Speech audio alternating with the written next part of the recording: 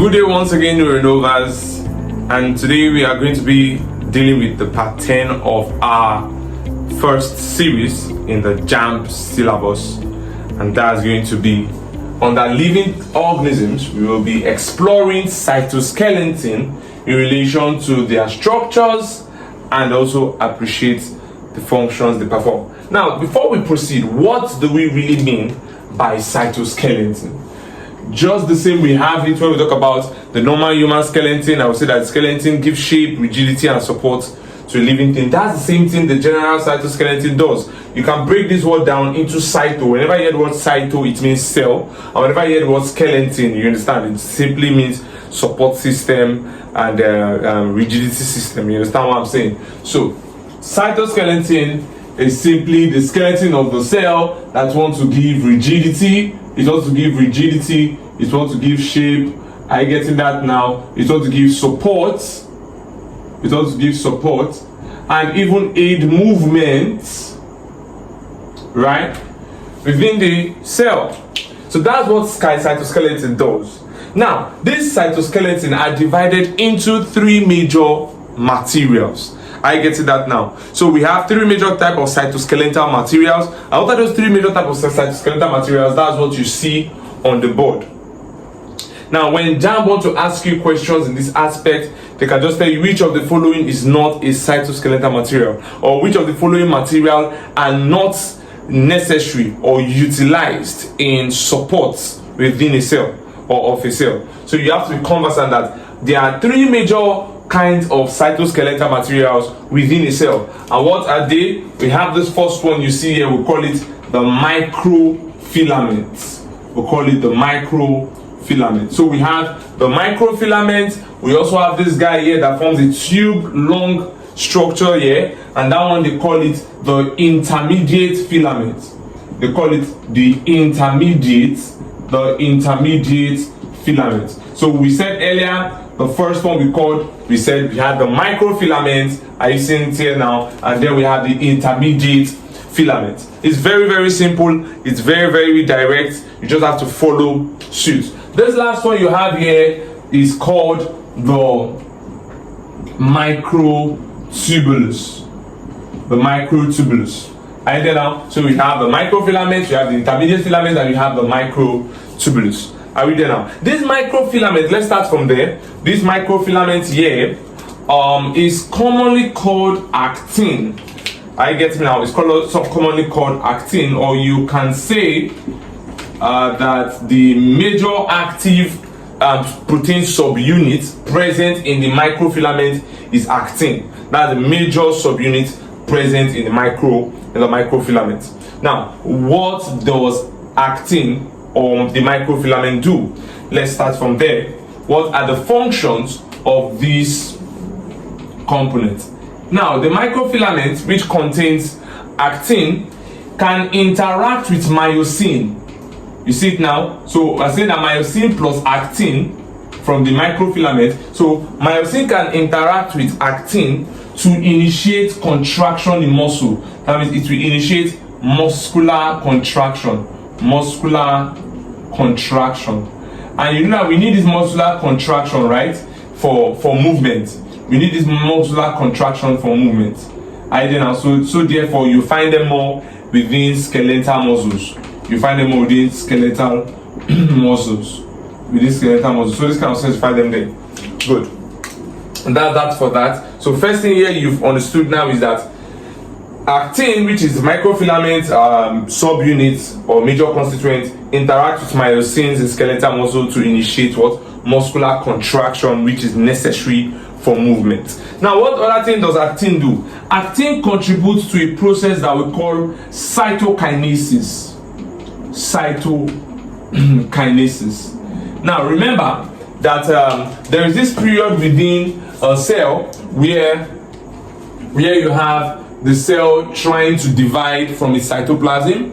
So you have something like this, Initially, let's imagine this was a single cell initially.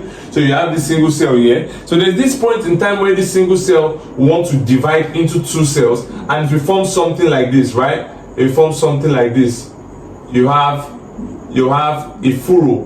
That will be formed. at a particular region, that's the region of division. Now, what caused the furrow? What caused this split to be presented in this form? Idea now is actually the what? The microfilament. So the microfilament wrapped around this region from which the cytokinesis is about to happen. Do you get that now? So it's wrapped around it, and when it's wrapped around it, guess what happens? It's just like you use your hand and you squeeze this region. What happens is that there will be a pressure that tends to pull this part of the cell to one side and also pull this part of the cell to another side. Do you get the concept there? So this process is called cytokinesis, where one cell now divided into two cells. What initiated the division was the wrapping around of the microfilament around the what? Around the central line of the what? Of the cell. That was what initiated the cell division. So that's why we said microfilaments can also initiate cytokinesis. Okay, another good thing that our microfilaments can do is that they can initiate what we call diapedesis. Diapedesis. Are you getting it now? So what's diapedesis? Now, imagine you have probably white blood cell. Let's say we have white blood cell, and white blood cell is something like this. There, you just have your white blood cell. You have the white blood cell now, and this white blood cells needs to pass through. Let's say this is bloodstream here in this part here. So this white blood cell needs to pass from here into the bloodstream. Are you getting that now? It can't do that based on its shape. So its shape does not allow it have that configuration to be able to pass through this this epithelial tissue into the bloodstream. So what happens is this: due to the presence of microfilament, the microfilament allows this guy to alternate its shape. Do you see that now? So it has the ability to alternate its shape so as to allow penetration through the walls of the blood vessel, and that is how it gets entry into the wall of the blood vessel. You understand what I'm saying now? So here now, this guy here gets to this point, and probably you have this tiny projection here. It will just form a tiny projection that will be able to pass through this place. You see that now? So that is happening there. You can see, due to its ability to alternate its shape, it's now able to gain access into the other side. So this process continues, repeated alternation of shape that allows it to penetrate through the wall of the blood vessel. And that process where you are having this alternation of shape of the white blood cell to allow penetration of the white blood cell into the blood vessels through the walls is what you call diapedesis. And that is as a result of the presence of microfilament, which can be responsible for what? Alternation of shape or flexibility. Do you get the concept now? So that's diapedesis. Another thing again that it does, the last function of the microfilament is that it can cause phagocytosis. Phagocytosis. So what phagocytosis? The ability of what? Of white blood cells to feed on foreign bodies. So you are having the ability of white blood cells to swallow, to engulf foreign bodies, and that's the defense mechanism. Now, this is like the initial shape of the white blood cell, and then this white blood cell around it, it gets signals of a foreign body around here. What does it do? It alternates its shape again so as to be able to what? So as to be able to phagocytose the foreign body. You can see that there. So you have this guy here now. It now takes the shape so as to be able to be suitable for phagocytosing what they call it, the foreign body. So that's that for microfilament. So under microfilament, we talked about four major functions: the action of actin, which is a major subunit of the microfilament, on myosin, that will lead to muscular contraction, which is a necessity for movement. Therefore, it's found in the skeletal muscle. That this network system, this system is complex. Myosin actin complex is rich in the skeletal muscle. Now we also have cytokinesis, which we talked about here, where we are able to find the microfilament wrapping around the central plate of the cell to initiate pressure necessary to separate the cells into two parts, and that's what we call cytokinesis. Now we have diapedesis, which is the what? The alternation of shape of the white blood cell in order to allow it to penetrate through the wall of the capillaries or blood vessel. Then you have phagocytosis, alternation of shape that allows what they call it, engulfing of foreign bodies. So you can see that these two things here is on the basis of the ability for the cell to alternate shape. Alternate shape. Are you getting now? Which is a major function of the microfilament. So that was that for the microfilament as a cytoskeletal material. Now we'll come to the intermediate filament. The key thing I need you to understand about the intermediate filament is that it gets its name, this intermediate name, from the fact that it's a networking system. It functions as a networking system between two structures in the cell, or between the cell and an outer component. So you understand now? So I want you to take, for instance, now that you have two cells like this lying adjacent to each other. You have two cells lying adjacent to each other. Now these two cells lying adjacent to each other, you know, we have two compartments. Whenever you see something like this, just know that you have two compartments: the inner part of the cell and the outer part of the cell. The inner part of the cell is called the intracellular compartment. We call it the intracellular compartment. Intracellular compartment. So when we say intracellular compartment, that's the region within the cell. Are you there now? The region within the cell. So everything inside the cell are intracellular compartments. Then we also have the what? The extracellular compartment. Are you there now? And the extracellular compartment comprised of everything outside of the cell. Everything outside of the cell. That's the extracellular space or the extracellular compartment. Now, what does the intermediate filament do? Anchorage. It performs the function of anchorage. Have it in mind. So you are anchoring something to something. Like I said earlier, it's intermediate because it's a networking system between two things. Now, what kind of networking system I'm talking about? The networking system of anchorage. Now, the first thing is that it can hold two adjacent cells to each other. Yes, the intermediate filament. It can hold these two adjacent cells to each other firmly. So it anchors two cells. You can say it anchors cells to cells. So let's put it down there. So functions of intermediate filament. Maybe they ask you in JAMB and they are telling you what are the functions of intermediate filament. Whenever you see anchorage, that is where intermediate filament fits in. So first kind of anchorage is what? It can anchor cell to cell, where two cells are being held together. Another thing again it can do is that it can anchor cell, maybe this cell here, maybe this cell here. It can anchor the cell to extracellular compartment. You understand? So that it can be firmly fixed or localized to a particular region. You understand what we're saying now? So you have that there. You have that there. You know, this thing plays a role like in immunity. There are some cells we call monocytes. Those monocytes, by the time they migrate to specialized region, they localize in those specialized region. They don't live there. So for those kind of cells to remain there permanently, it means something is holding those cells to that localized region, to that extracellular space. And who is doing that? Intermediate filament. So in this case here now, where the anchorage is between the cell and the extracellular compartment, then you will write it there that it anchors cell to extracellular compartment. So we're saying it anchors cells to extracellular compartment, ECC. You understand? ECC anchors cells to extracellular compartment. So I want you to note that down.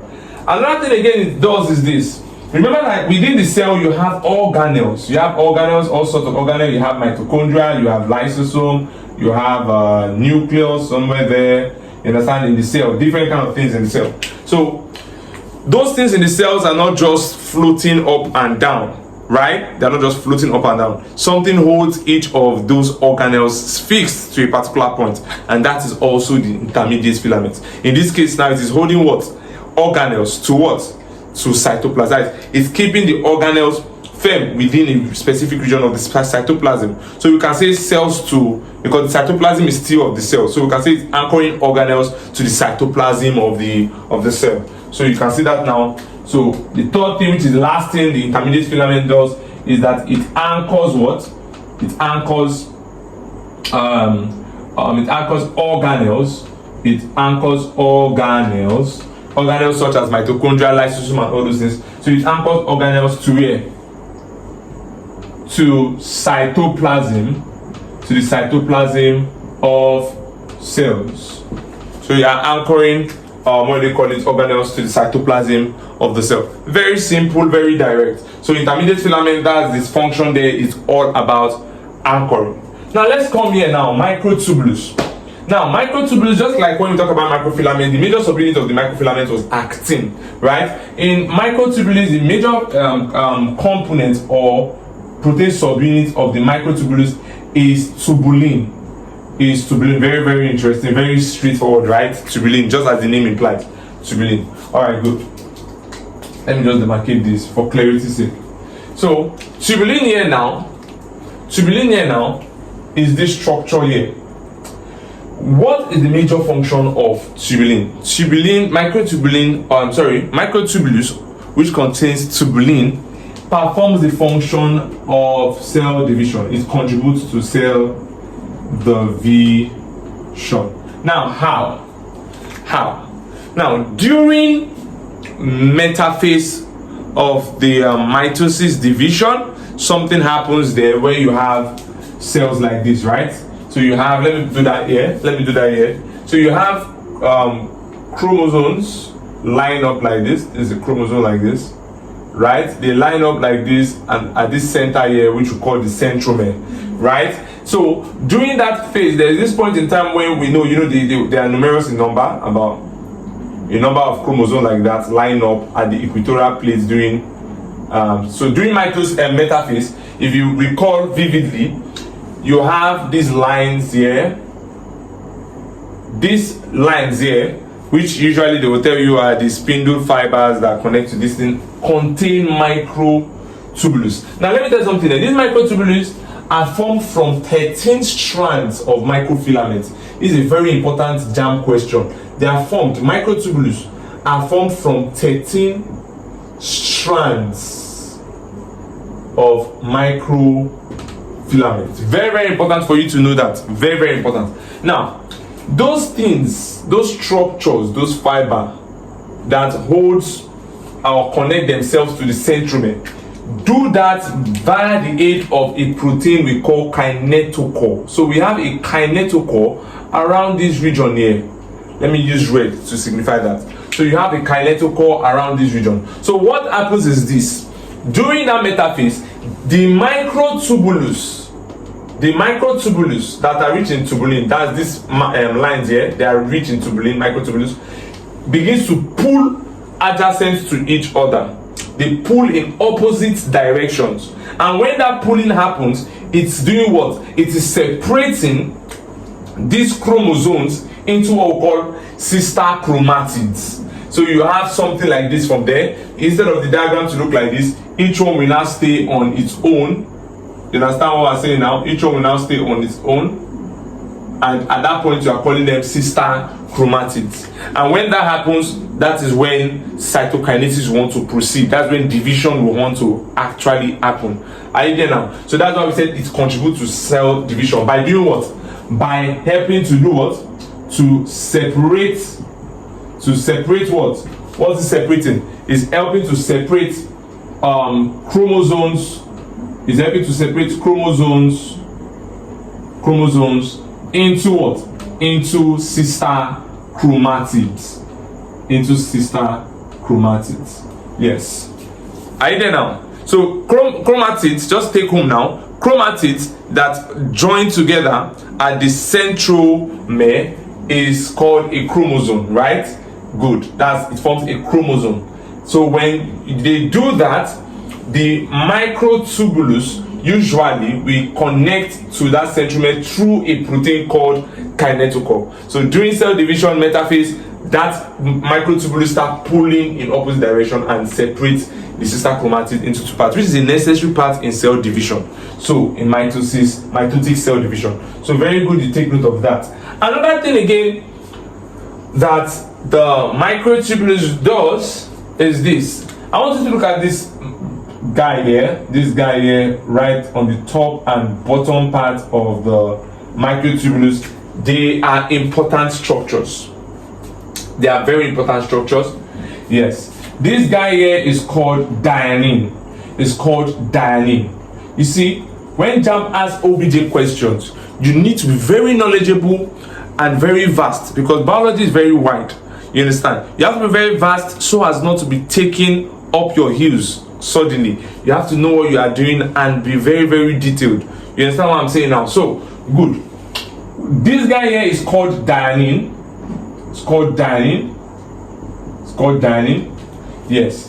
And why this guy here? I don't mean that every time dynein is up and down. I just had to draw the diagram just for you to know that there are structures that are on the microtubulus that have the ability to move. They call them motoproteins. They are called motoproteins. They are called motoproteins. Yes. So you have to take note of that. Motoproteins. So they have the ability to slide on the surface of the. So this guy here can slide from here to here. So they have the ability to slide on the surface of the what? Of the microtubulus. So good, we have that. So this guy here is called dynein. Why this other guy here, which is the second type of motoprotein on the microtubulus, we will call it what? We'll call it kinesin. Kinesin. So we have dynein and we have kinesin. Now, what are these guys doing? They are carrying out the work of transport. They are transporting materials, and that transport can be towards the negative minus direction or towards the positive direction. Positive does not mean towards the right. No.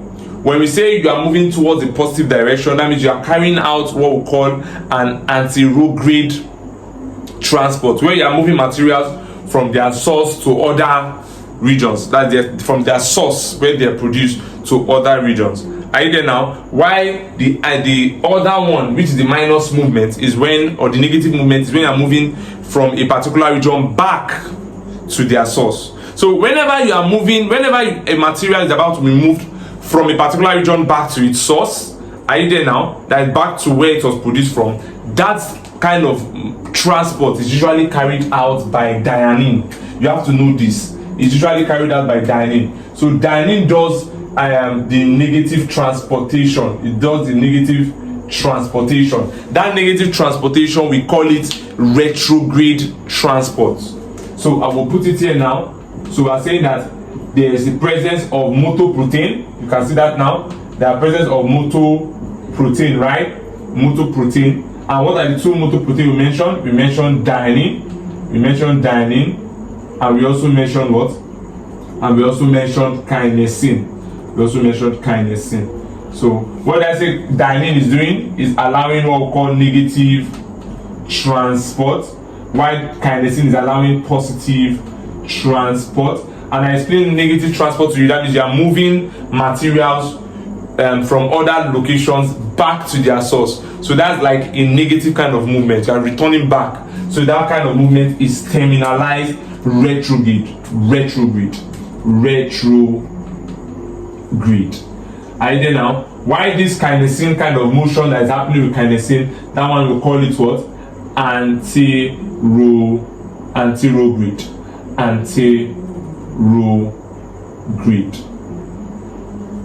Let me just write it so you can see the spelling clearly. So I said it's called anterograde. Yes. So that's that for that. So majorly, you now know that the microtubulus will do cell division and transport materials, right? And here now you also know that intermediate filament is basically about anchorage, and in this region here, cytoskeleton, which contain actin, is more about diapedesis, phagocytosis, cytokinesis, and muscular contraction by the action of myosin and actin. So neuronovas, I believe we have been able to dissect this concept of cytoskeleton. Do well to subscribe to the channel and click on the notification bell so that whenever we drop content like this, you'll be able to get notified. Also, if there is any issues with any aspect we discussed, you can drop your questions on the comment sections and we'll respond to them duly. Alright, do have a lovely day.